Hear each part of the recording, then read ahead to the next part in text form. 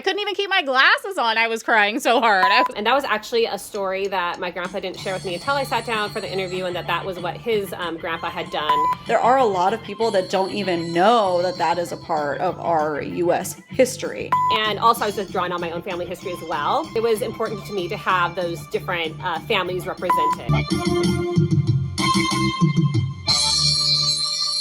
Hey everyone, I'm Ashley. And I'm Liz, and welcome to the Besties in the Books podcast, another author interview edition. So exciting. Today we're going to be speaking with the young adult romantasy author, Autumn Krause.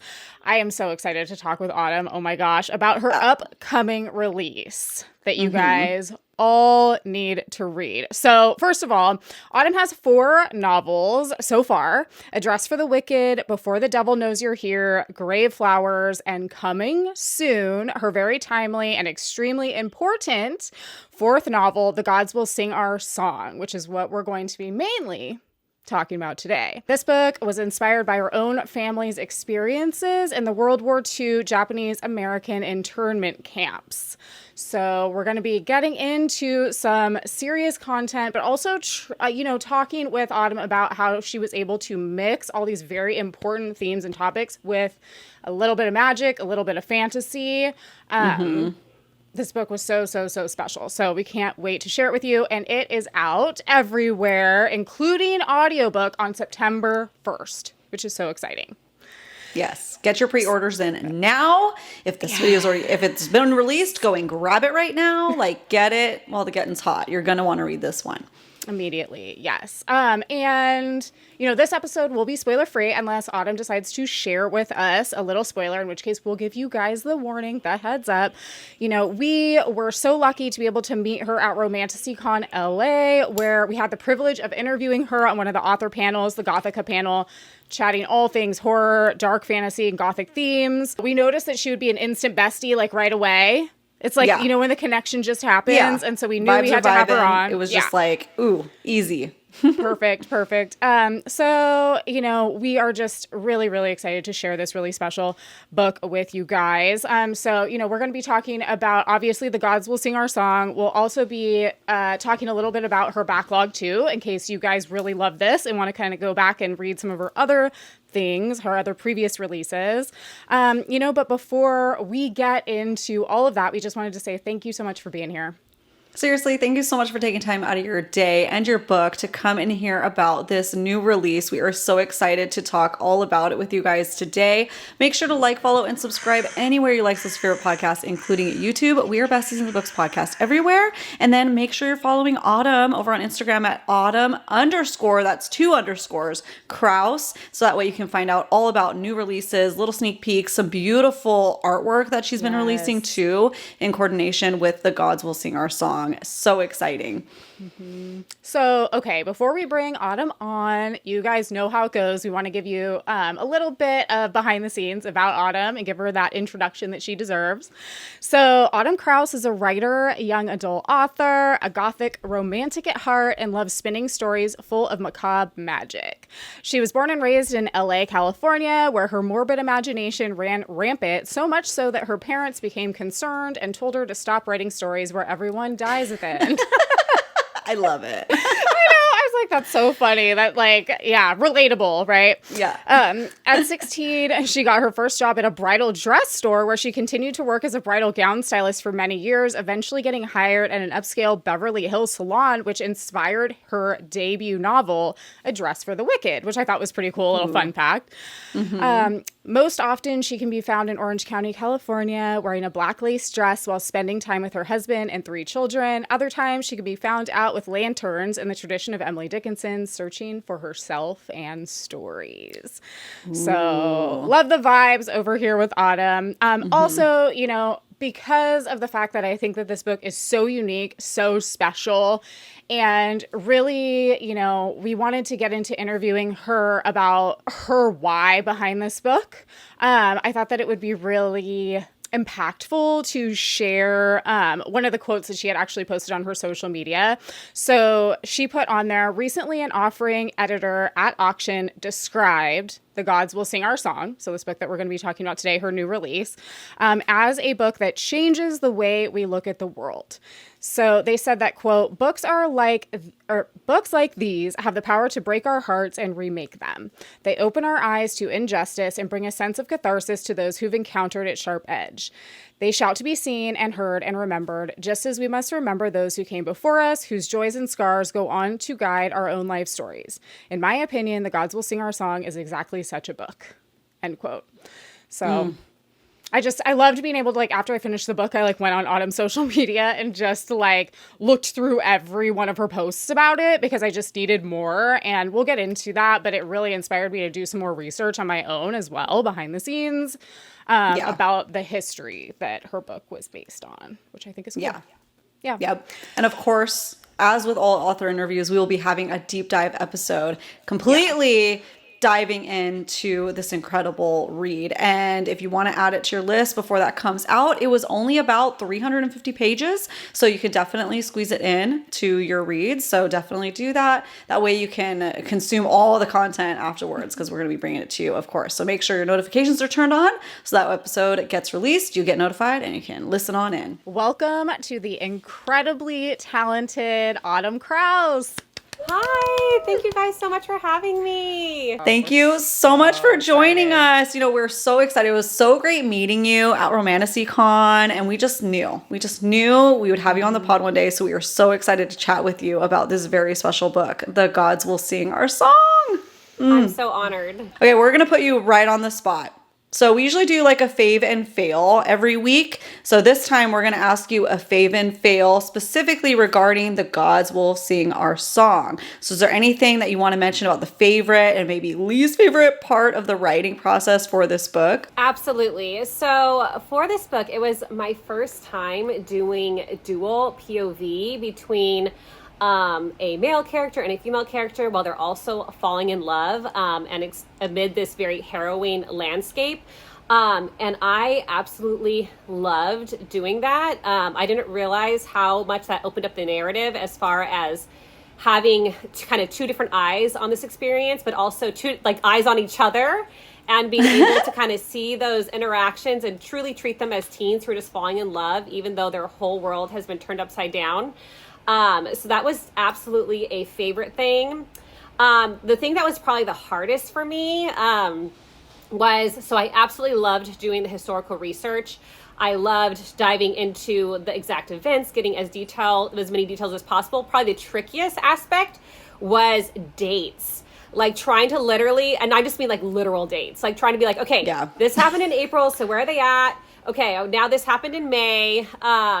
It felt like I was doing math, so that was definitely by far the trickiest aspect. But I was also very committed to keeping, the timeline kind of as accurate as possible. Obviously with like a little creative license, but keeping the timeline as accurate as possible because, it weighs very heavily on me that I'm communicating true, real history that actually happened.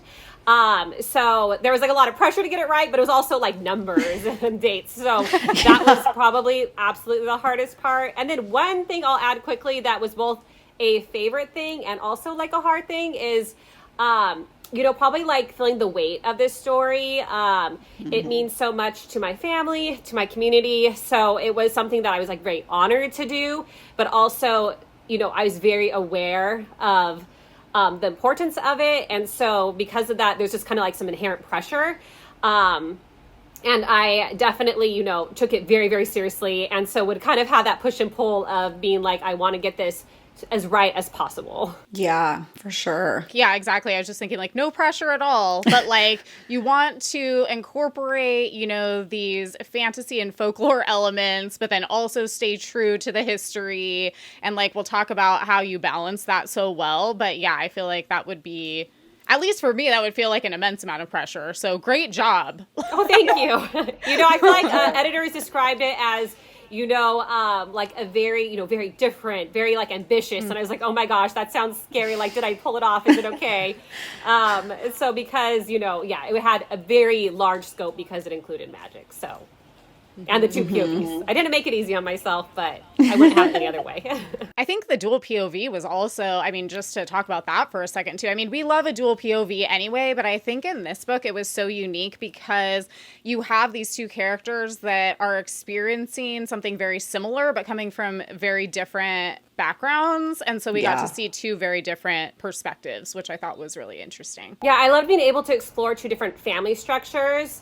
To have, you know, a girl who's very sheltered versus a teenage boy who very much isn't, because I think there was like a lot of stereotypes around families and that time period. And also I was just drawing on my own family history as well. And so it was important to me to have those different families represented, and having the two teenagers allowed that to happen so well. I hope. How would you describe The Gods Will Sing Our Song, like summarize the plot and important tropes and themes without giving spoilers to someone who is thinking about reading it? Sure. So The Gods Will Sing Our Song is about two teens falling in love while their whole world is turned upside down. It's inspired by my family's real experiences in the Japanese American World War II incarceration camps. Both sides of my family, both my Nana and my grandpa's sides of the family were affected. And so this was a story that has obviously been in my heart ever since, you know, I can remember, ever since I knew I wanted to be a writer. And so it's about them, you know, being incarcerated in Manzanar, which is in California, actually, you know, only a couple hours from where I live in, where I grew up in LA. And as I said, it is a story of them falling in love, but also a story which very much recounts the gritty historical experience of being incarcerated, from experiencing the what they called it an evacuation, right? So from experiencing literally being, but what it was is, you know, being forcibly displaced from their homes, to, you know, living in these ramshackle conditions, and so they're falling in love, but then they also kind of both end up in desperate situations where they need divine help, and the divine actually walks among them because there is a spirit, a presence in the camp that is supernatural and just might be able to give them everything that they need. Oh, and then tropes. Oh my goodness. Okay, I forgot. Okay, so tropes, I'd probably say like comfort hurt, because Violet and Ren, the two teenagers, they very much do kind of fulfill the broken pieces that both of them have. And also probably just like an epic love story, a very heartbreaking, emotional, kind of necessary read. Yeah. I'm like, cue to me finishing this book and just like, I had to take my glasses off. I couldn't even keep my glasses on. I was crying so hard. I was like, oh my God. I gotten a lot of messages from ARC readers and, you know, the editors who had read it, you know, when it was at auction, there was a lot of people who were saying the same thing. Yeah. Yeah. It's like, I feel like your book is a perfect example of how you can cry from being sad, but also cry from being hopeful and happy at the same time. It's like all of those emotions like at once. You did that perfectly, I feel like. Yeah. Absolutely love that. So comparing this book a little bit to your backlog, what would you say is new and different with this story that you're telling versus some of your other works? You know, this is very much grounded in history. It was definitely a much more personal story. You know, my other books, they have, one of them, you know, is set in 1800s Wisconsin, but, you know, it kind of like takes a steep departure from that when you head into the haunted woods. Whereas this was very much grounded in history from beginning to end. I absolutely did way more research for this book than I did for any other. And that was obviously absolutely necessary to do. So this book is obviously, even though it has, you know, fantastical elements, is very, very much grounded in reality. And, you know, I wanted to get everything right from the conditions to the camp to, you know, what they would have been wearing outside the camp to, you know, versus inside. I just really, you know, took a very, very intense deep dive. I went to the library, checked out every book they had I took like the whole shelf of books that they had on the topic. You know, I interviewed my grandpa, which was, something that was very meaningful because he was incarcerated, and he's still alive to this day, and so that was like very, very meaningful. And so obviously the approach to this book, and kind of like as I mentioned before, like the weight of this book was very, very different than any other book that I had written before. Yeah, I felt like I was reading a historical romance, but where there was like little fun additions of magic, which was really, really interesting. I don't feel like I've read anything exactly very similar to that in the past before. It was a big balance because, I didn't want the magic to just come in, sweep away what's going on, I didn't want it to necessarily even fix anything per se.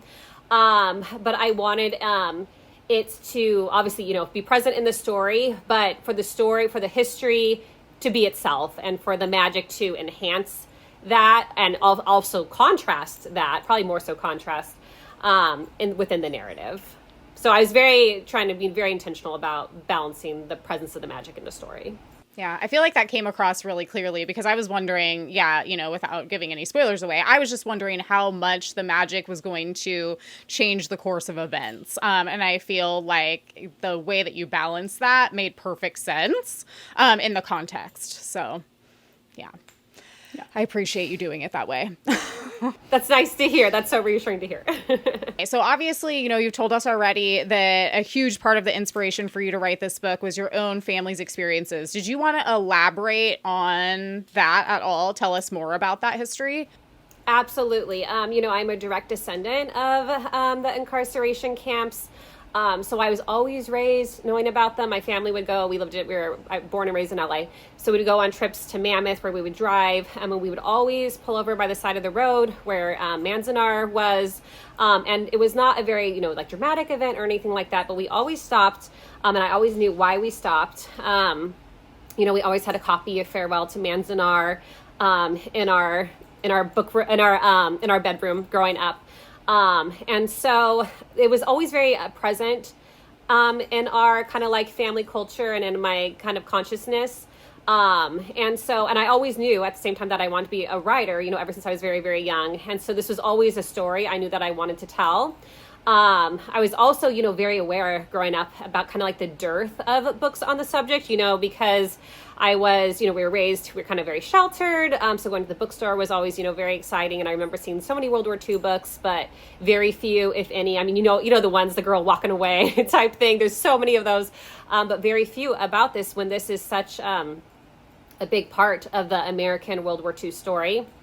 And as I said, it affected my grandpa's side of the family and my Nana's side as well. And so it was something that I definitely knew I wanted to write, throughout my whole life. I'd heard anecdotes, but as I mentioned before, being able to sit down with my grandpa and talk to him just about it, straightforwardly, was a very powerful experience.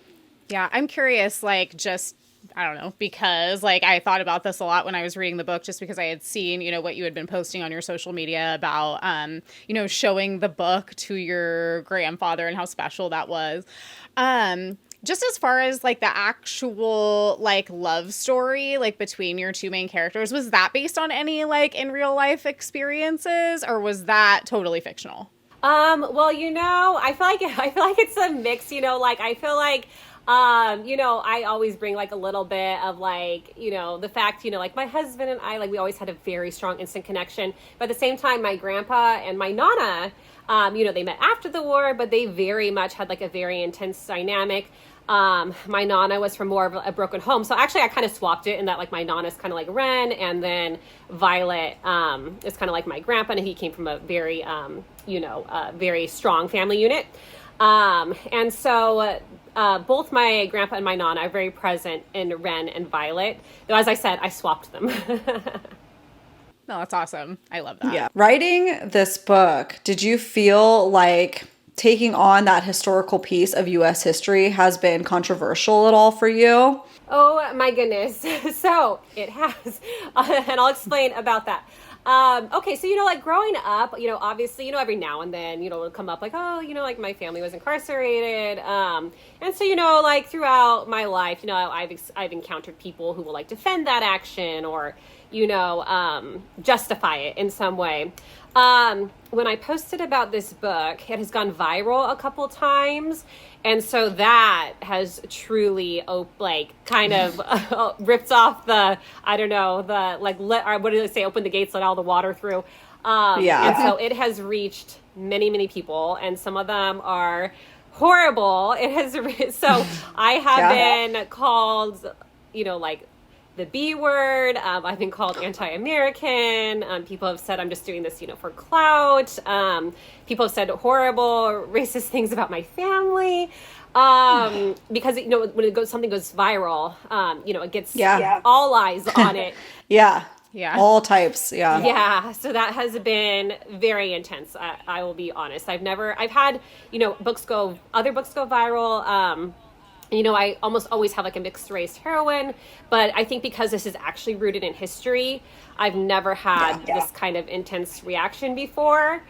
And so I'm very happy that the book, has gotten reach. I'm very happy. I'm very grateful that it has gone viral, but it has absolutely brought a lot of, chaos with it. But it also, it just shows me why this book is so important. But I'll be honest, it's been hard, that aspect of it. Yeah. My heart goes out to you. I'm sure it's bittersweet because it's so hard, on emotional and human level to be dealing with that. But it's such an important subject to be discussing and bringing in conversation. And those people that are bringing negative comments to it aren't even realizing that they're let's talk about it. There are a lot of people that don't even know that is a part of our U.S. history.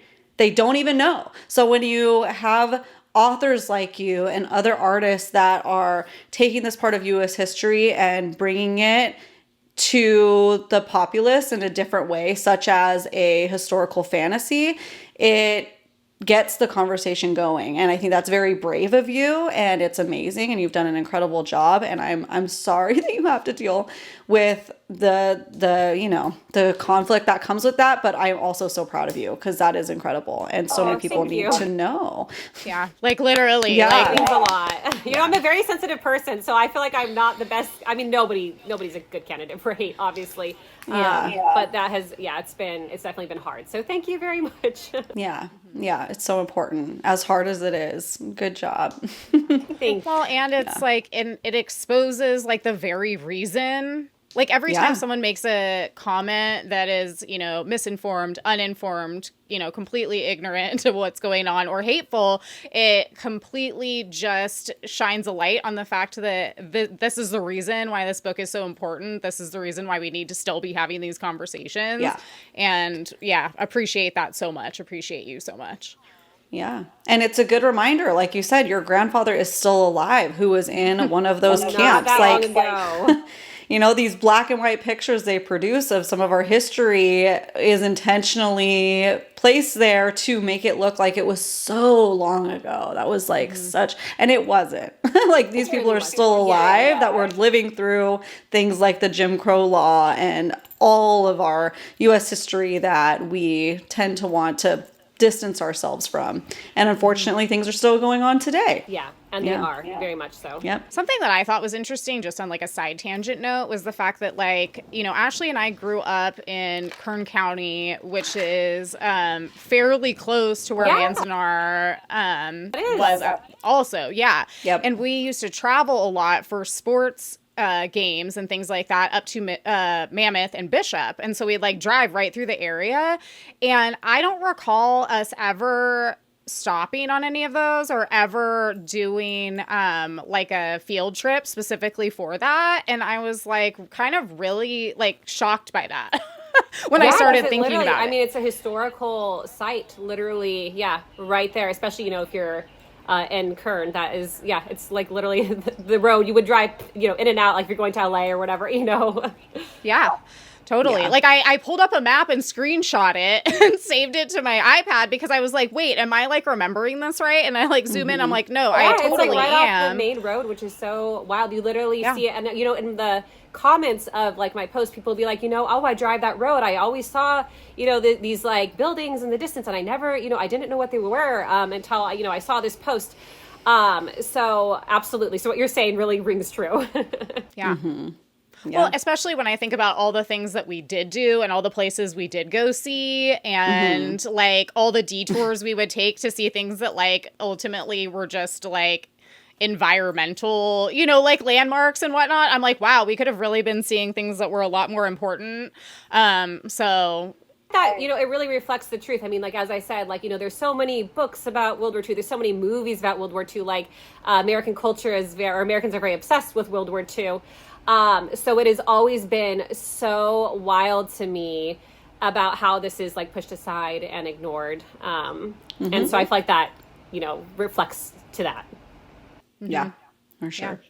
Let's take a little detour just for a second because we have to know, have you always been a writer? And then do you have any unpublished works that are just maybe like, you know, on the back burner for later? Okay, yeah. So I've always known that I want to be a writer. Literally, as soon as, you know, I could, like, I feel like as far as back as I have conscious memory, I knew that that was something that I wanted to do. I always had stories in my head. I was, you know, born and raised, as I said, in LA to a blue collar family. So I really didn't, you know any writers. I mean, I don't think most people do know writers. And so I very much, like, didn't know how to become a writer, but I very much knew that that was what I wanted to do. I was always writing stories. And, you know, our family had like a computer in the front room and I was always monopolizing it, just typing on there for hours on end. It was a very natural thing for me.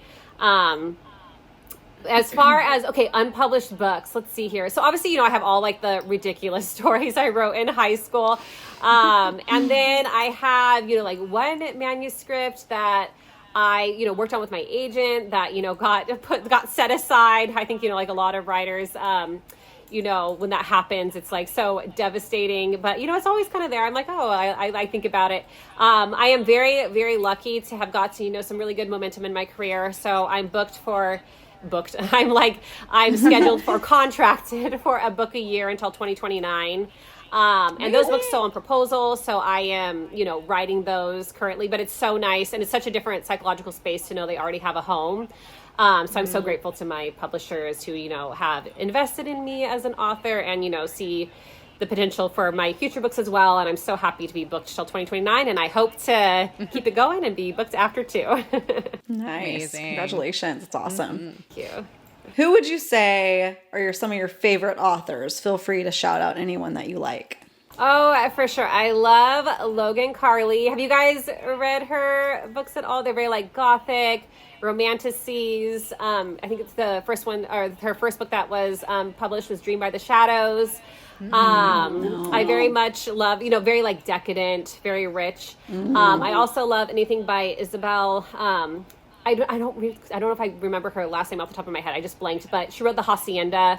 So that's like, you know, historically inspired, but like with gothic tones. And so obviously as somebody who also is, you know, very interested, you know, in history and has written this book from like a minority perspective, her books always resonate with me. Beautiful.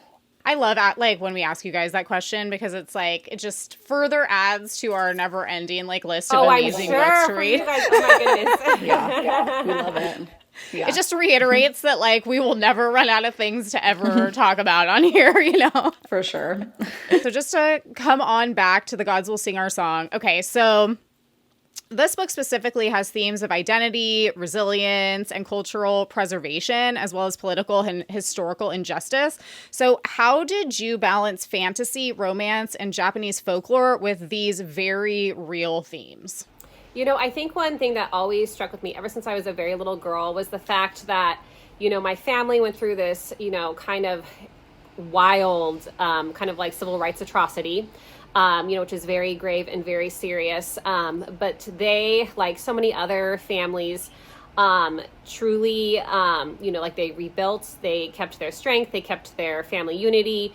They were in conditions that were really meant to grind down the soul, but yet they beautified the camps, which was something that I really tried to show in the book. You know, they definitely, you know, as much as they could, tried to clung to normalcy. There was babies born in the camps, there was marriages.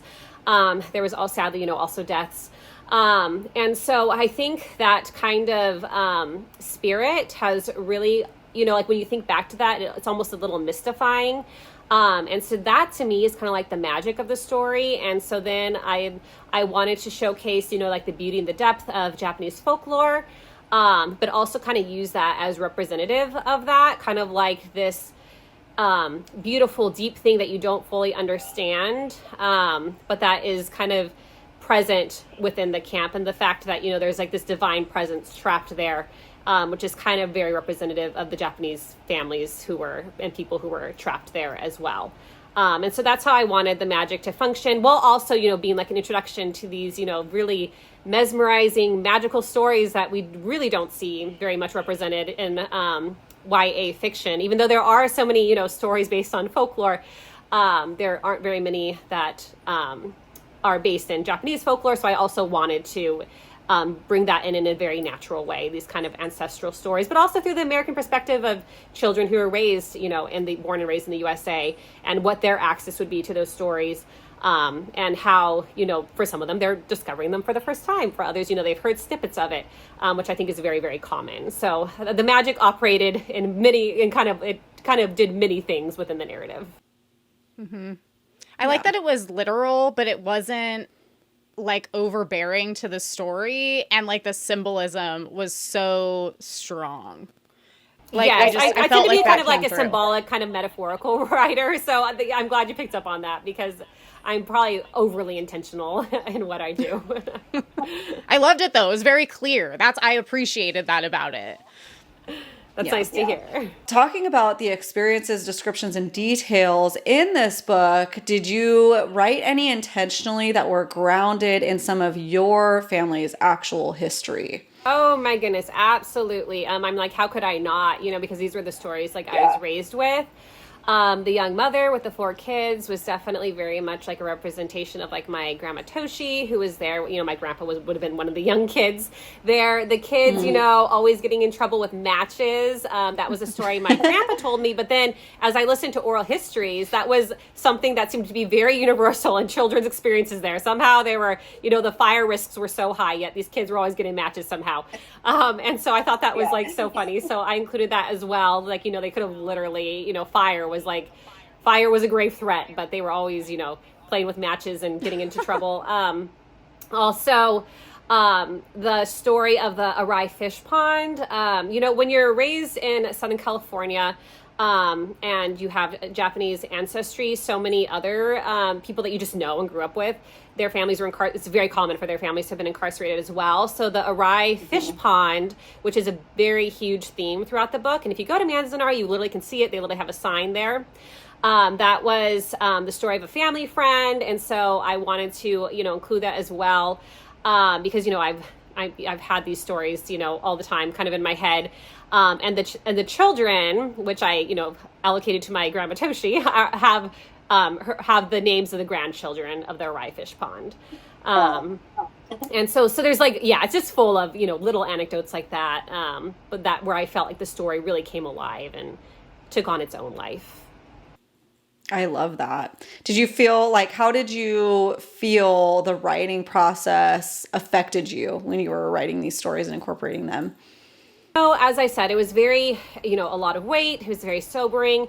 At the same time, I'd get wrapped up in the love story. I would get wrapped up in, kind of like the ordinary pathos that they experience, kind of like on an everyday, in a day-to-day existence, which I think really kind of grounded me in what it would be like to be in the camps. It was, very immersive. I'm writing with a confined setting, and that, they're in the camps. And so it was definitely a very emotional process, but the story came out, very, very easily. I think just because it's been brewing in my head for so long.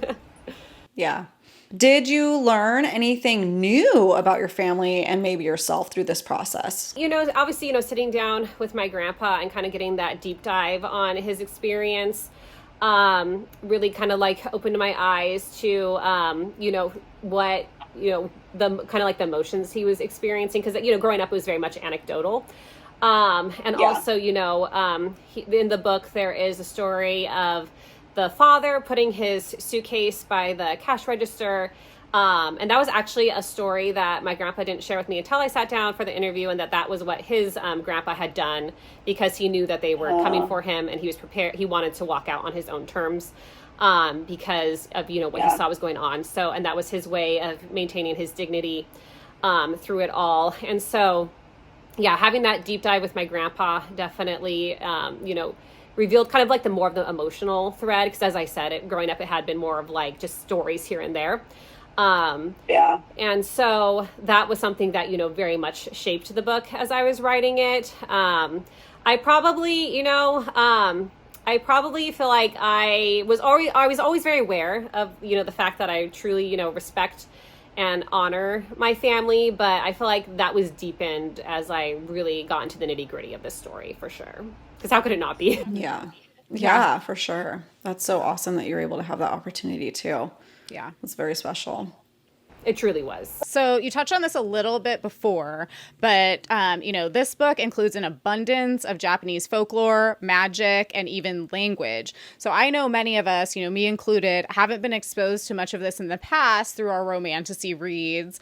What are you hoping readers will take away from this, learning this lore and cultural information? I hope they learn kind of like the depth of Japanese folklore, and kind of the richness of all the many characters that populate it. There's like thousands of kami, there's like so many different spirits and gods, and they all have these kind of really kind of almost, whimsical yet deep and scary kind of like personalities. But then another thing that I found very interesting is even like the crossover of stories. It's like, in the Western tradition, you have like Persephone and Hades. But in Japanese folklore, there was another story of, a goddess who went down into the underworld and ate food there and was then trapped there. And, her lover would try to go, save her. So I feel like you find kind of like the contrast, but you also find kind of these like really beautiful kind of similarities too. So it's almost like this human imagination and the human soul is kind of like drawn to these narratives over and over again, even across oceans, which I found very powerful. Yeah. That was great. I loved that too. I love how you like even talk about that in the book with, making comparisons to like specifically the Rumpelstiltskin fairy tale, which I feel like a lot of people are familiar with. You know what I mean? So I felt really like a good that. point of access, to show like where those similarities are. So it felt like, because most people, they're just not, familiar with Japanese folklore. So kind of drawing out the similarities first before I showed the differences felt like a good way of kind of introducing readers who might not be familiar with it too. Yeah, it was effective. Totally. Yeah. Did you relate at all to Violet and Ren when you're writing out their characters? And if so, how would you say you related to them? I think I mentioned this before, but probably like the intensity of their attractions, as I said, that was kind of similar to my experience upon meeting my husband when I was like 19 or 20, so long ago. So I feel like that intensity of that and that immediacy, and also, you're young, so it's like so immersive, and it just, it takes over every area of your life, every thought. So I feel like I related to them in that sense. But then otherwise, like, I feel like they were very much their own people. People who I knew very, very well, but were kind of like existed very far outside of me, which is what I always try to do for my characters, is make them as whole as possible and their own people as possible. And I think for me, they always end up feeling that way. I think this is really important to call out because I'm just curious to hear what you have to say about that. About this. So if someone reads your book and is then inspired to research the U.S.'s history of forcibly relocating and incarcerating approximately 127,000 Japanese Americans during World War II from 1942 to 1946, do you have any resources specifically that you'd suggest that people start with? Absolutely. And, there's not like a ton of, because I feel like narratives tend to be such a good way to access history, especially such hard history. And there's not a ton, but the ones that are out there are so good. So, We Are Not Free which I believe it has like 7 different POVs, which was a book I read, and it follows 7 different, I believe it's 7 different teenagers through different camps and their experiences, and each chapter is like a different main character. And also, They Call This Enemy by George Takei. I mean, it's a graphic novel. You really cannot go wrong with that, because he was kind of similar to my grandpa. You know, he was a child in the camps, but has a living memory of that. And then, it's very iconic, but Farewell to Manzanar. You truly can't go wrong with that. You know, it was the first, I think it was the first memoir to cover that topic. And, I grew up reading it, but I reread it, and then all those other books that I mentioned as well.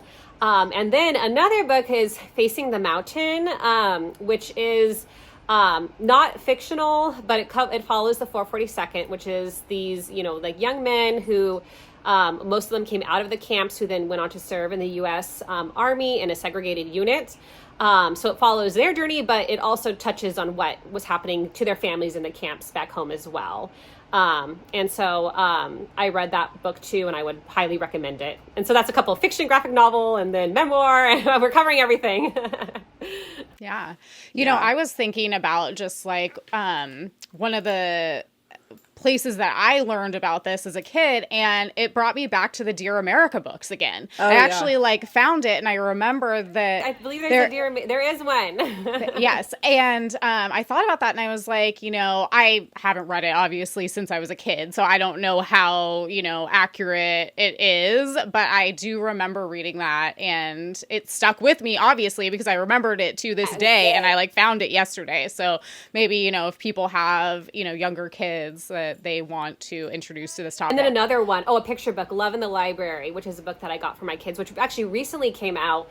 And that, follows the author. I believe her grandparents met in a camp and found love in the library. And so that is another one I would absolutely recommend. It's like there isn't like a ton of books out there, but the ones that are out there, they are so good.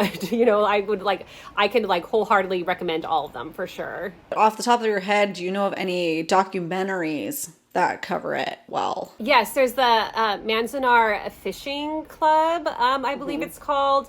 And, fishing was, such a big part of the Japanese identity. There, a lot of them, they're on Terminal Island in San Pedro, which is just outside of LA. They basically had like a fishing village there.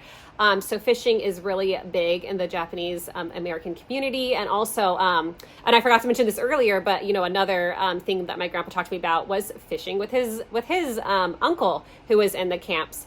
And so a lot of, people have that memory too, which is very powerful and beautiful. And I think it's really beautiful that growing up, my grandpa would take us fishing, even though, and his first experiences fishing and memories of it were in camps, or were in camps. So, I think that's like a very powerful documentary that always resonates with me because it always makes me think of my grandpa and fishing with him.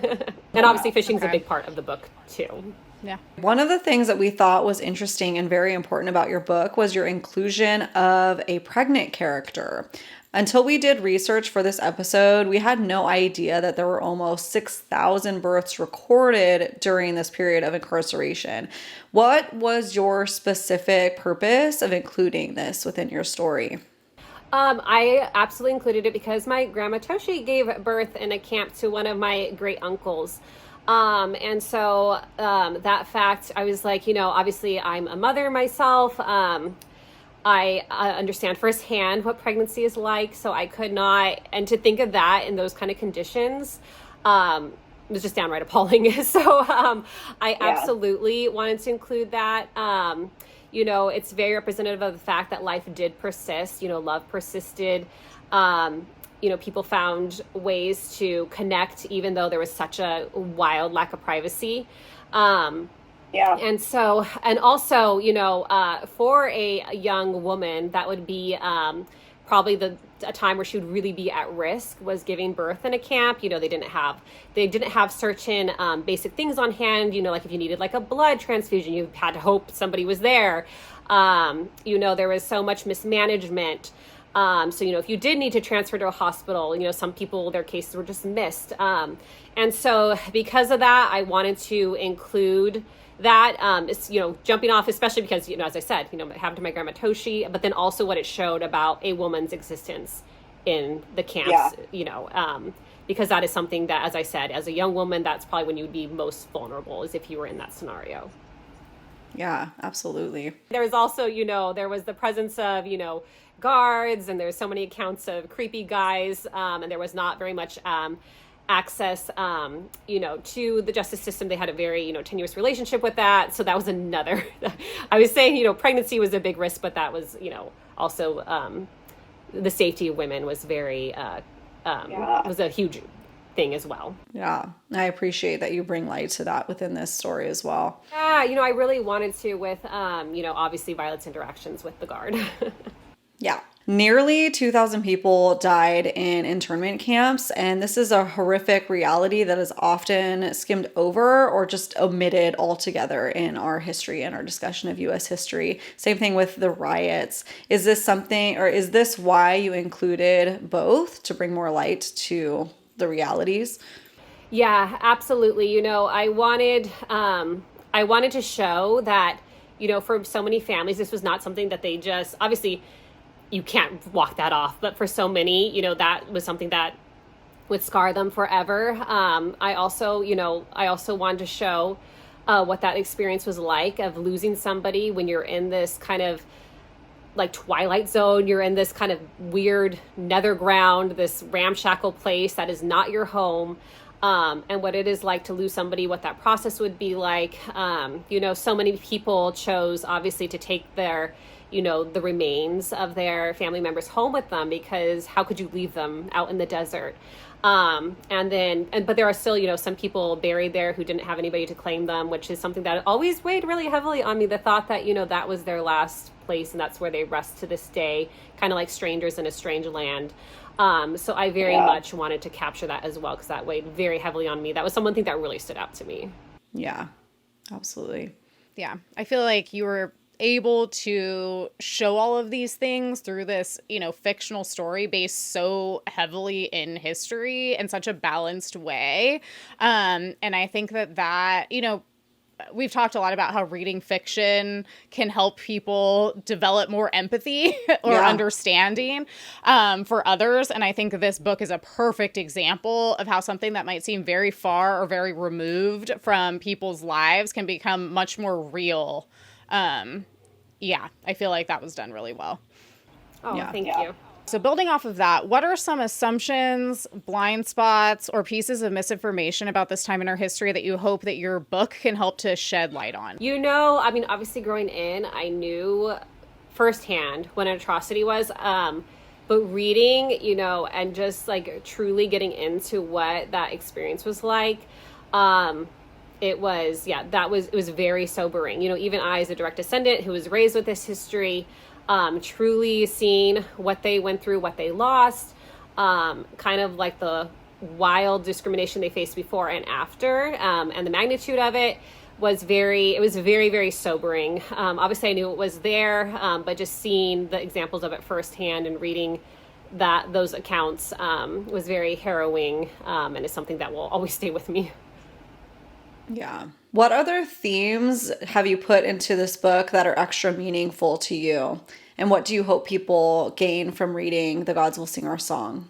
Well, I hope there's, they learn about the history, the awareness. I hope it's, it opens eyes to discriminatory policies, and kind of like the threat of the government, quite honestly.